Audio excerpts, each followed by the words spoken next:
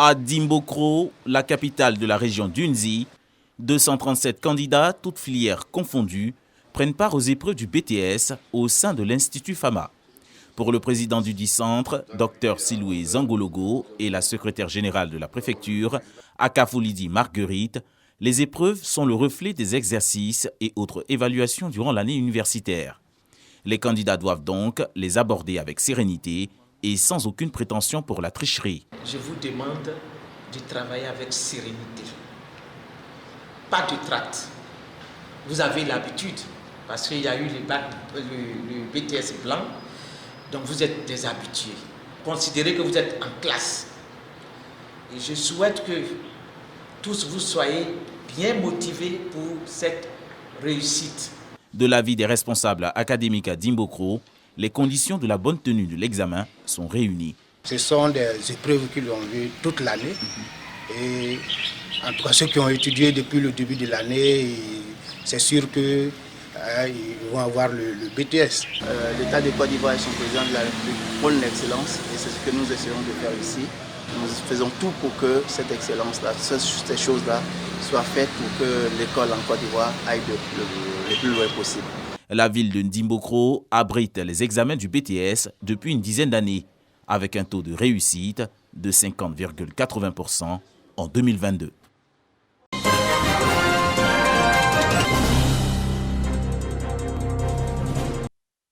Recruter, transporter, transférer, héberger ou accueillir des personnes en utilisant des moyens tels que la menace, la force en vue d'abuser d'elles ou de les exploiter est défini comme la traite des personnes. Ces fléaux mondiaux n'échappent à aucun pays. Plus de 50 millions de personnes vivraient dans des conditions d'esclavage, de travail forcé ou dans des situations de mariage forcé.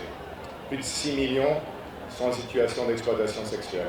Pour une lutte efficace contre le phénomène, les Nations Unies ont décrété le 30 juillet de chaque année la journée mondiale de la lutte contre la traite des personnes. En Côte d'Ivoire, Bouaké abrite la cérémonie officielle. Expertise française.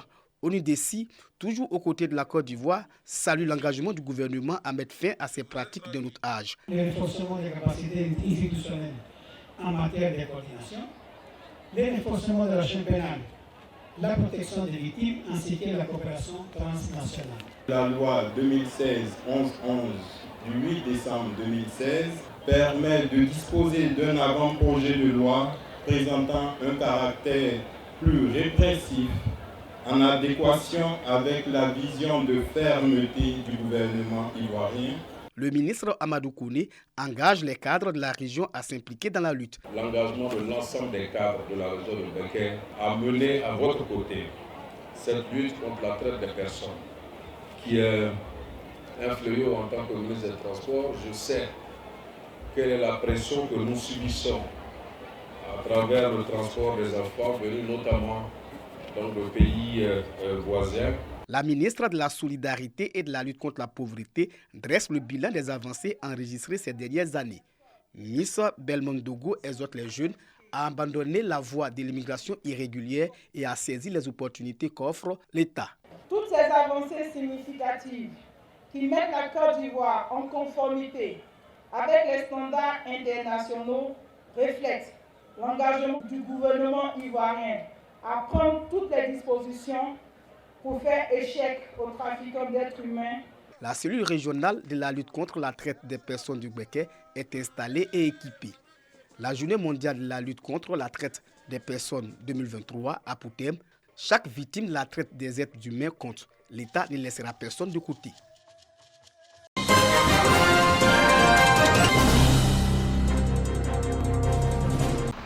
Le nouvel hôpital général de Tiassalé est en chantier. C'est sur un site de 7 hectares qu'il sera bâti. Les techniciens et ouvriers travaillent dans le respect du délai d'exécution. À leur honneur, l'achèvement de la chape sur toute la plateforme. On a commencé depuis 3 mois. On a fini la fondation des 2 blocs et pour le moment, on est en train de faire le 3e bloc. On va construire au moins 23 bâtiments, alors ça va prendre 1 an pour qu'on finisse. Je suis très contente. Nous sommes rassurés. Merci. Pour la première fois depuis le démarrage des travaux, les populations ont eu accès au chantier à la faveur de la pose de la première pierre de l'infrastructure sanitaire par le ministre de la Santé et de l'Hygiène publique, de la couverture maladie universelle. La construction de l'hôpital général de Tiassalé tient de la volonté de l'État de Côte d'Ivoire de renforcer l'existant en termes d'offres de soins de santé aux populations. Cet existant, justement, c'est l'actuel hôpital général construit à l'époque coloniale. C'était en 1931. L'établissement montre aujourd'hui ses limites relativement à son cadre et à la faiblesse de son plateau technique. Les praticiens sont soumis à des conditions de travail difficiles, mais ne rechignent pas à la tâche. C'est vrai que le service, c'est déjà bon, mais on demande encore qu'il fasse encore ce qui est encore mieux pour satisfaire au mieux la population. Il y a eu un bloc opératoire qui a été ouvert sur le site existant de l'hôpital général avec une petite unité de réanimation, mais on est vraiment à l'étroit. C'est pour cela que nous venons travailler sur ce nouveau site-là qui va offrir une plus grande capacité pour la prise en charge. Sur le site du nouvel hôpital de Tiassalé, les personnels administratifs et soignants du vieil hôpital se sont autant mobilisés que l'ensemble des populations et les autorités préfectorales. Les praticiens heureux à l'idée que cet hôpital en construction va améliorer de façon significative le cadre et conditions de travail. Avec les populations, ils ont pu découvrir en photo ce que sera le nouvel hôpital général de Tiassalé. Selon la vision du chef de l'État, chaque Ivoirien doit pouvoir donc avoir des services de santé de proximité à moins de 5 km de chaque habitation. Avec cet hôpital, nous allons avoir toutes les spécialités, chirurgie, pédiatrie, gynéco, etc. Et les urgences et des salles de réanimation qui vont prendre en charge tous nos parents. Et cet investissement est prévu pour près de 10 milliards et que ça va se réaliser en moins de 2 ans pour permettre donc à nos populations de se soigner sainement. Le nouvel hôpital général de Tiassalé est annoncé comme un établissement de référence pour le district sanitaire de cette localité. Il va accueillir les accidentés de la route, un énorme bénéfice pour Tiassalé au regard de sa position de carrefour stratégique.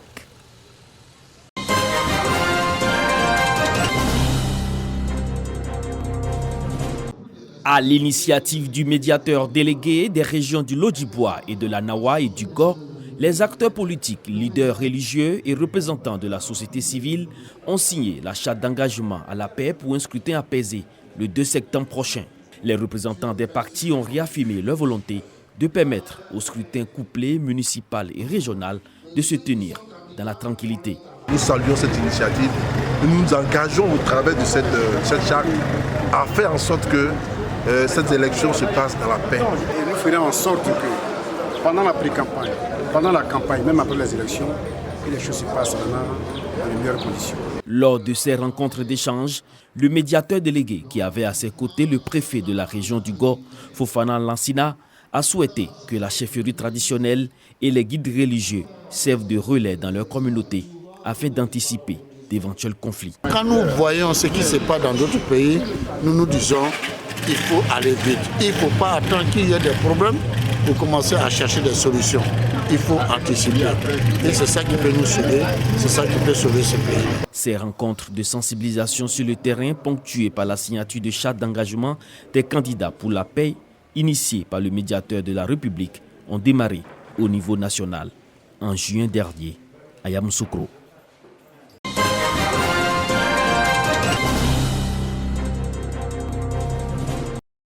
Saison des pluies perturbées, saison sèche plus longue et plus intense, baisse de la production agricole, paupérisation des populations, entre autres, les effets du changement climatique se font de plus en plus ressentis à Touba, dans la région du Bafing.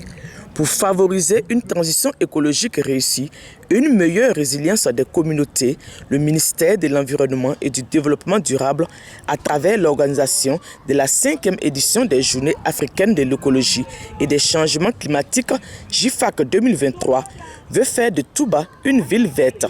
Un nouveau outil de planification qui permettra d'augmenter la résilience des communautés et de leur écosystème face au changement climatique. La note conceptuelle de la stratégie Touba Ville Verte est remise à la place Siboué de Touba. Le ministère de l'Environnement travaille à, on va dire, faire en sorte que nous ayons un environnement qui soit favorable, propice donc au développement et des hommes, mais également aussi de la nature. C'est une excellente chose. Nous sommes très contents de cela. On pense que ça va être très bénéfique à Touba pour l'avenir. Nous avons des opportunités, mais en même temps que ces opportunités se présentent à nous, il faut savoir que nous sommes dans une transition énergétique, nous sommes dans une transition d'énergie renouvelable. Et donc, il peut y avoir des projets qui peuvent être pensés par des jeunes en collaboration avec la mairie et le ministère de l'Environnement, qui peuvent les aider donc à monter donc des projets qui adressent bien sûr la question climatique. Une opportunité à saisir par les jeunes, comme le veut le thème des GIFAC 2023, innovation écologique et opportunités d'emploi vert pour la jeunesse. En outre, 300 foyers écologiques ont été remis aux femmes et des parcelles ont été reboisées. La célébration des GIFAC à Touba constitue la troisième et dernière étape de la caravane des GIFAC 2023 après Abidjan et Korogo.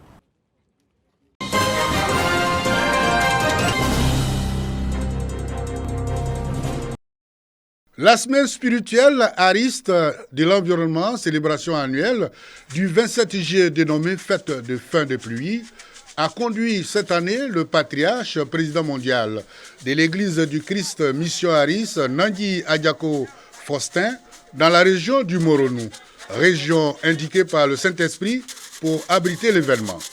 Une belle occasion donc pour le patriarche Nangui Adiako qui a visité les églises et fidèles de la région. Objectif, se rendre compte des difficultés et les réalisations de développement de son église, puis la force et l'implantation de celle-ci dans le Moronou.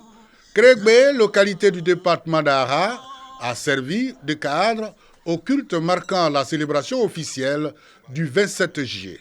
Les fidèles Aris venus des autres régions du pays pour se joindre à ceux du Moronou ont prié pour les autorités et la paix en Côte d'Ivoire. Dieu a fait des merveilles ici dans la région de Moronou.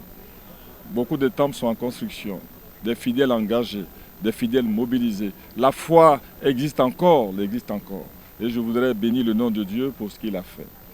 Pour contribuer à la reforestation du pays, un planting d'arbres a clôturé la semaine spirituelle, constituant le lancement de l'opération de reboisement prévue par l'Église qui va se dérouler dans toutes les régions du pays.